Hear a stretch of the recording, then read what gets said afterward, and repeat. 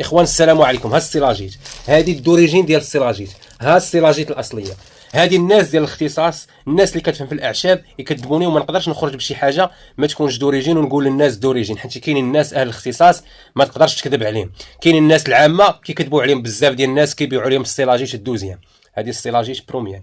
اللي بغى السيلاجيت دوريجين مرحبا به. لاش كتليق السيلاجيت؟ للمناعه.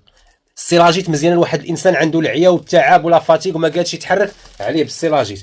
السيلاجيت الله يشافي الجميع كياخذوها حتى مرضى السرطان، لان كتوقف الخلايا السرطانيه ما كتخليهاش تزيد تنتشر. ما غنقولوش غادي تعالجك، ما غاديش نقولوا غتعالجك 100%، العلاج بيد الله، تقدر تعالج بلا حتى حاجه، ولكن ضروري من اتخاذ الاسباب. وهذا من بين الاسباب اللي تقدر تاخذه الا عندك المناعه ضعيفه، عندك المشكل ديال السرطان لا قدر الله، هذه راه كتمنع انتشار السرطان. السيلاجيت فيها كل ما كيحتاج الجسم من معادن.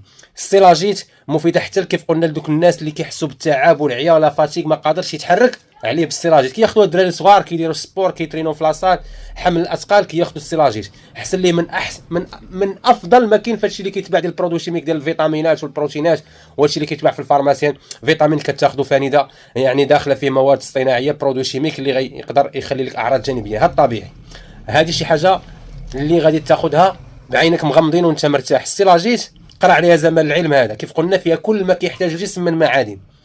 كذلك السيلاجيت كتقوي لنا المناعه، ولا قوه المناعه راه كتحارب جميع الامراض. كاين اللي كيشدوا غير البرد، غير الكحبه ما كتطلقوا حتى كدقدقوا وتمحنوا.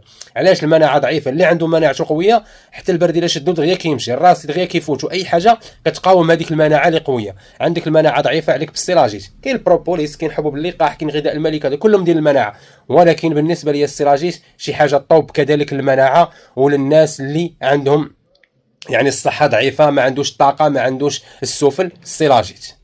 وخير الكلام قبل ما نختم عفوا غادي نوريكم البواط ديال السيلاجيت. راه ماشي غادي تاخذ كيلو، هي راه غاليه كتباع للغرام. ها السيلاجيت الاخوان، ها السيلاجيت. هذه بواط ديال 50 غرام، وكاينه بواطه ديال 100 غرام. هاد ال 50 غرام كنرسلوها لجميع المدن. الثمن راه ما كنبغوش نقولوه في الفيديو، حيت السوق الثمن كيطلع ويهبط. يعني نفرض قلنا الثمن غادي تقدر السيلاجيت تزاد في الثمن، ما يبقاش يسلكنا الثمن الاول. طاحت في الثمن خاصنا نمحيو الفيديو الاول.